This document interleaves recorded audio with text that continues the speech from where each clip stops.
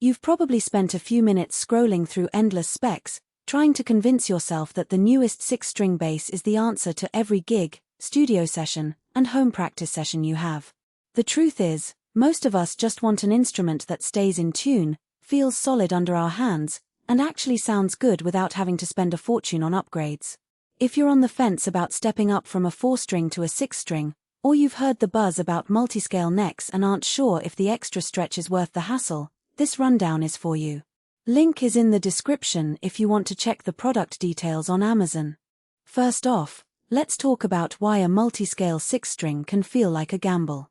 The wider fretboard and longer scale lengths on the lower strings promise tighter tension and clearer low end, but they also mean a different feel that can throw off even seasoned players. Add to that the fact that Ibanez's bass workshop line isn't the cheapest entry-level range, and you start wondering if the extra dollars will actually translate into something you'll use day to day. That hesitation is exactly what I ran into while researching this instrument, so I dug into the specs, compared it to other 6-string options, and tried to piece together what real-world owners are saying, even though formal review snippets are scarce. The result is a bass that feels like a thoughtful compromise between boutique tone and practical affordability, with a few quirks you should know before you click add to cart. The EHB1506 is built around a mahogany body with a poplar Burl top. Mahogany gives a warm, rounded low-mid character that many bassists love for funk and jazz, while the Burl top adds a subtle visual flair without compromising tone. The neck is a hybrid of Panga and Walnut, and the fingerboard mirrors that same Panga material. This combination yields a neck that feels a bit thicker than a typical maple neck, but it also adds a smooth, slightly oily texture that reduces hand fatigue during long sessions. Because the instrument is a true multiscale, the lower 3 strings sit on a longer scale, around 37 inches, while the higher strings are on a shorter scale, about 34 inches. In practice, that means the low B and low E strings have tighter tension, reducing the flabby feel you sometimes get on a standard 6-string, and the high G and D strings stay crisp without feeling overly tight. If you're a player who already uses a 4-string and is curious about expanding your range, the biggest practical strength here is the ability to hit those sub-F notes without sacrificing note-for-note definition. I saw a few YouTube demos where a funk guitarist switched from a standard 34-inch 4-string to this multiscale and immediately got more punch on the low end while still being able to run quick melodic runs on the higher strings.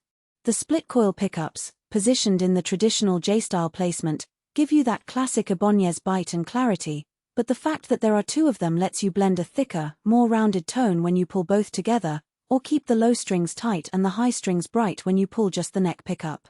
In a live band setting, that kind of tonal flexibility can save you a lot of time dialing in the right sound on the stage monitor. Now, who should consider buying this bass? If you play genres that demand a wide tonal palette, think progressive rock, jazz fusion, or modern pop where the bassist often doubles on melodic lines, the EHB1506 offers the range you need without forcing you into a full-blown 5-string plus a separate octave bass. It also shines for session musicians who need to switch quickly between deep, supportive lines and higher register solos. The multi-scale design helps keep the lower strings tight enough that you can run fast, articulate passages without the notes slipping into a mushy low end. For gigging players who already own a 4-string, the extra 2 strings give you the option to cover bass parts that would otherwise require 2 different instruments. On the flip side, if you're a beginner who's just getting comfortable with a standard 4-string, the added width of the neck and the different feel of the multiscale could be more of a stumbling block than a benefit. The fret spacing on the low strings is noticeably wider, which can be a challenge for smaller hands or for players who haven't yet built the finger strength to navigate 6 strings comfortably. Also, because the instrument leans toward a warmer mahogany tone, players who prefer a bright, punchy attack like those in metal or slap-heavy funk might find they need to roll the pickup selectors or add a bit of EQ to get the edge they want. In other words, the bass is not a one-size-fits-all solution. It leans toward a balanced, musical tone rather than an aggressive, cutting sound.